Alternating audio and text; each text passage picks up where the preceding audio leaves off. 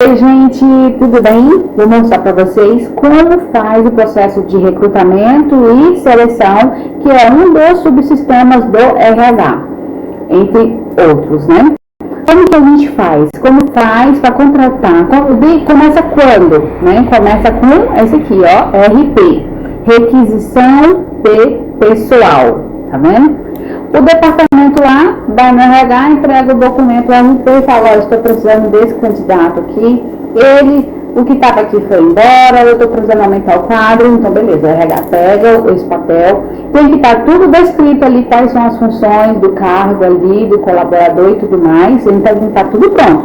Se não tiver, a gente faz, né? Vou mostrar uma aqui para vocês. Por exemplo, esse daí é um modelo de descrição de cargo do cargo analista de recursos humanos. Então tem que estar descrito ali o CBO, as funções dele, o que ele vai fazer, a carga horária e tudo mais.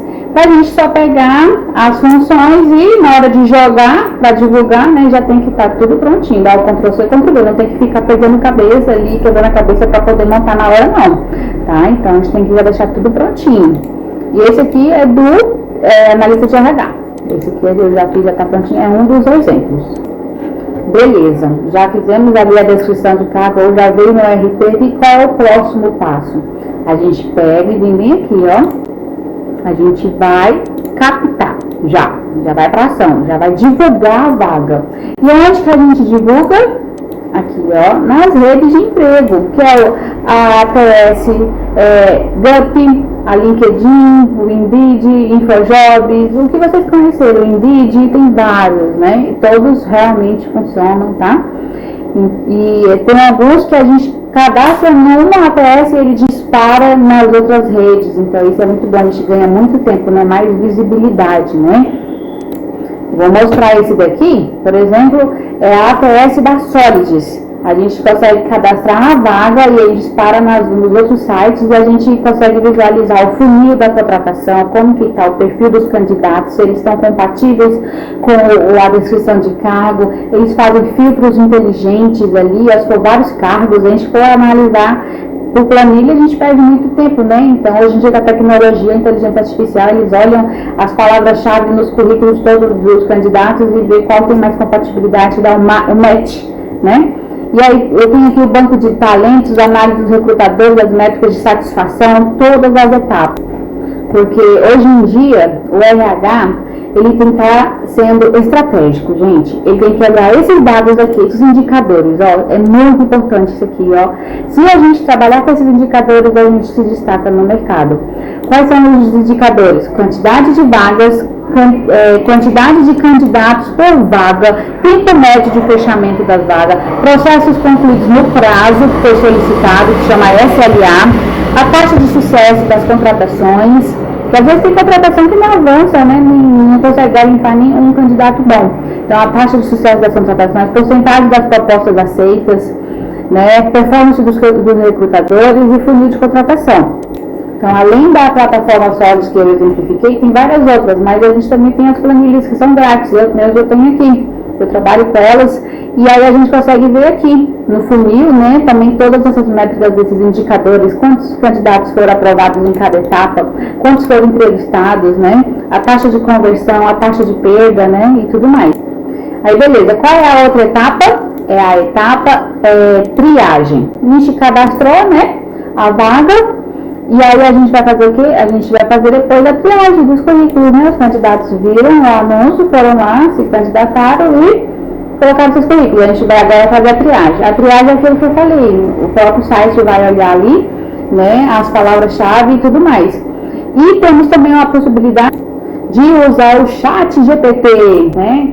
Então, a inteligência artificial, aí você joga lá os currículos, né, e fala, olha pra mim aí qual que tá de forma gratuita, né? Tem esse site que também é o DeepSeek, entendeu? Diz que eles conseguem subir vários arquivos ao mesmo tempo, né? O chat GPT é limitado, mas nós temos que usar a inteligência a nosso favor e pedir para ele filtrar ali quais tem mais compatibilidade. Isso é a triagem, né? Aí beleza, fizemos a triagem, já vimos quais tem mais compatibilidade, nós vamos fazer? Mandar feedback. Tá? A gente tem que comunicar os candidatos, cada etapa que eles fazem. Por exemplo, Ó, cadastro, triagem, já tem que ter o modelinho da mensagem. É a primeira etapa. Ó, primeira etapa. Já manda outra mensagem também. Conforme ele vai avançando, você tem que comunicar se foi positivo ou se foi negativo, tá? Então, beleza. Nós vamos convocar, tá? Aqueles que deram match, para fazerem o quê? Testes, tá? Tem empresa, isso varia, tá? Que fez a triagem e já quer fazer a entrevista online. É isso, beleza. Mas dá para fazer também antes da entrevista online ou presencial testes. A gente aplica, a gente vai afunilando melhor, né? Então, quais testes são esses? Um dos testes que a gente pode ver é esse daqui, ó, o perfil comportamental. A gente vai conseguir identificar se ele tem perfil de liderança através dos questionários, né? A gente põe ele para responder, a gente manda, né? No WhatsApp dele e ele devolve pra gente, ou a gente abre uma videochamada e manda lá em tempo real, a gente vai vendo o comportamento dele, respondendo, tá? Então a gente consegue ver ali se ele é mais extrovertido, se ele é introvertido, se ele é mais voltado a dados, né? Cada barrinha dessa colorida aí representa um significado, então a gente deve analisar, né, qual é o perfil dele do DISC, né? Ou Profiler, né? Profiler. Aí, beleza, uma forma que a gente tem também de mandar pelo Google Forms, tá? A gente pode mandar lá também de forma gratuita, né? Ali, questionário, né? Então, várias formas da gente aplicar os testes. Aí, beleza, a gente aplicou os testes, nós temos que fazer documentar, registrar tudo. Aí a gente vem aqui, ó, e anota todas as notas dos candidatos. A gente não pode ficar perdido. Porque na hora de ficar dois candidatos ali, a gente vai escolher quem? A gente pega o que tiver maior pontuação, entendeu? Então, documentando e registrando por pontos, né? A gente consegue escolher melhor aí o nosso candidato, tá? E quais outros testes, né, que a gente pode aplicar além do perfil comportamental que é o DISC? A gente pode identificar o estilo de trabalho, teste estilo de trabalho. A gente vai identificar se ele é mais voltado para pessoas ou para vendas. Tá? A gente tem um questionário aqui e a gente aplica para ele, a gente consegue ver se ele tem mais comunicação, porque para poder mexer com vendas, né, tem que ser assim, comunicativo, né, tem que ser extrovertido e tudo mais. Então, isso é um teste muito bom. Outro teste legal é o situacional, tá?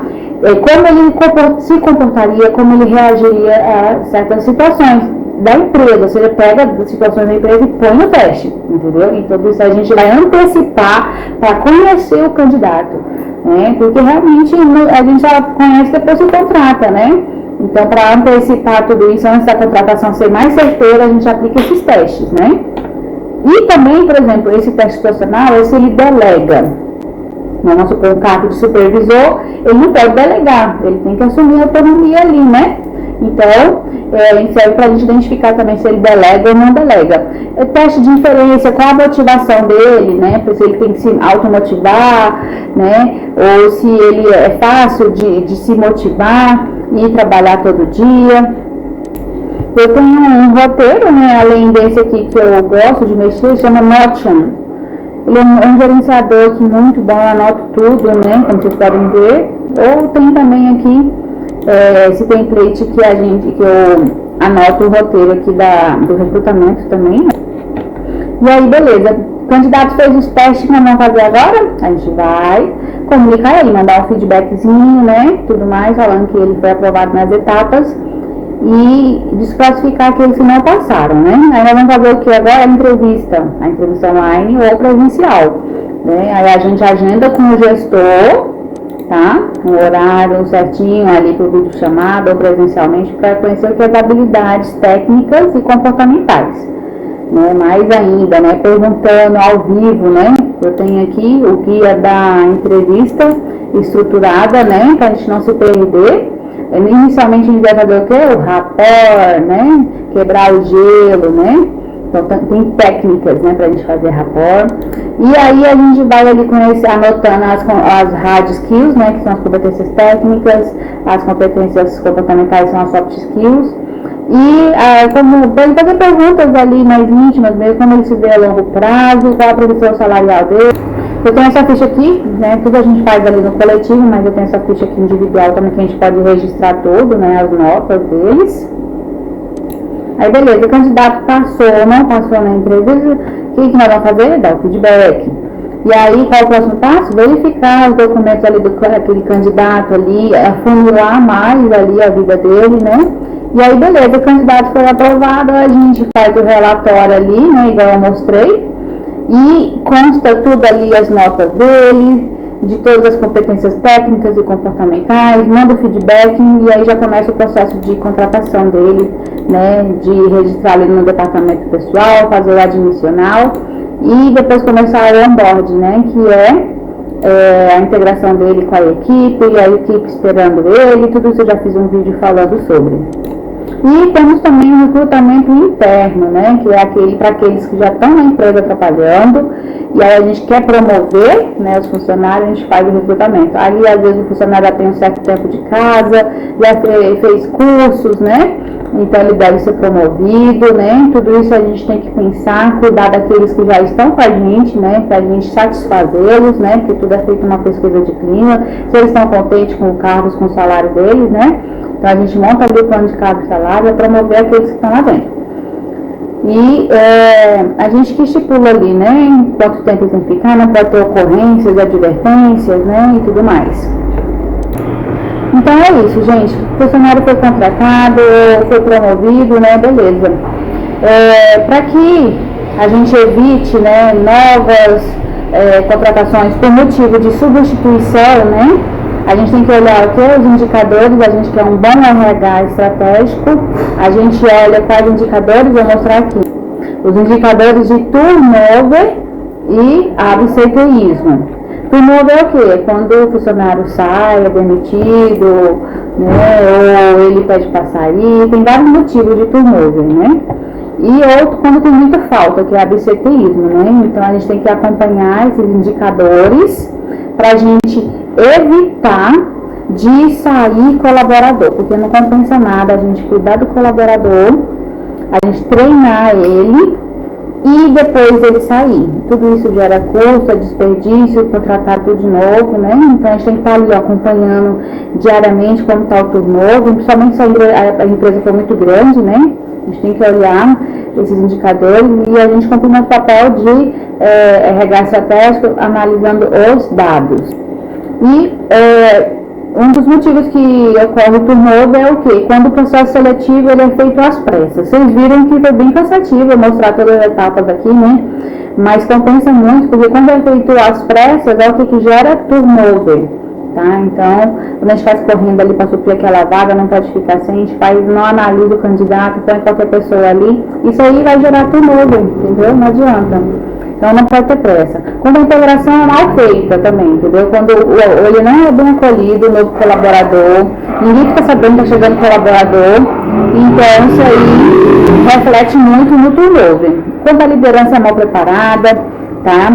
O líder despreparado, em vez de delegar e acompanhar, espera que o novato já saiba fazer tudo, né? Então não pode. O líder ele tem que ensinar ali, por isso que na integração ele recebe todo o material, tem que entregar, né? Tem empresa que não entrega. Tem que entregar ali a apresentação do onboard, tem que entregar o manual do colaborador, tem que entregar tudo. Se o líder não for bom, não adianta, né? Vai ter uma liderança despreparada e vai gerar turnover. E a outra também, um outro indicador aqui é quando não tem descrição de cargo, né? Porque todo dia surgem funções novas, né? E quando o funcionário não tem clareza do que ele tem que fazer lá exatamente na empresa, isso aí pode gerar turnover, né? Insatisfação. E outra coisa também, por último, é uma cultura que ali só tem grupinhos, né? Panelinha. Então, se tiver grupinhos, panelinha, vai insatisfazer ali, isso aí é também um motivo que pode gerar turnover. Então, a gente tem que cuidar, a gente que é do RH, a gente tem que cuidar de tudo isso para evitar turnover e evitar absenteísmo. Usando estratégia e dados, sendo People Analytics.